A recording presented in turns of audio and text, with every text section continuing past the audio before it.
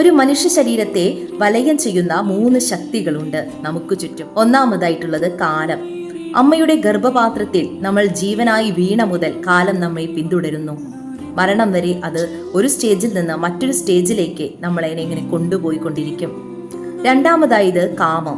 ജനിച്ച മുതൽ നമുക്ക് ഓരോ കാര്യങ്ങളോടും ഇഷ്ടം, ആഗ്രഹം ഒക്കെയാണ് അല്ലെ. മരണം വരെ ഒന്ന് നേടിയാൽ മറ്റൊന്ന് നേടാനുള്ള ആഗ്രഹം നമ്മളിൽ ഉണ്ടായിരിക്കും. മൂന്നാമതായിട്ടുള്ളതാണ് കർമ്മഫലം. ആദ്യം പറഞ്ഞ 2 നമുക്ക് നിയന്ത്രിക്കാൻ സാധിക്കുന്നതല്ല, പക്ഷേ മൂന്നാമതായത് നമുക്ക് കുറേയൊക്കെ കൺട്രോൾ ചെയ്യാൻ പറ്റുന്നതാണ്. അതായത് കർമ്മഫലം എന്ന് പറഞ്ഞാൽ നമ്മൾ എന്ത് കർമ്മം ചെയ്യുന്നോ അതിൻ്റെ കർമ്മഫലം നമ്മളെ തേടി വരും. സിമ്പിളായിട്ട് പറയുകയാണെങ്കിൽ നമ്മൾ ഓടുകയാണെങ്കിൽ നമുക്ക് അതിൻ്റെ കർമ്മഫലമായി ക്ഷീണം വരും അല്ലേ. അങ്ങനെയാണെങ്കിൽ ഒരാൾക്ക് നമ്മളൊരു വേദന കൊടുക്കുകയാണെങ്കിലോ തീർച്ചയായും ആ വേദന തിരിച്ച് നമ്മളിലേക്ക് തന്നെ വരും. അതായത് കർമ്മഫലങ്ങൾ നമ്മളെ തേടി വന്നിരിക്കും. അതുകൊണ്ട് നല്ല കർമ്മങ്ങൾ ചെയ്യുക.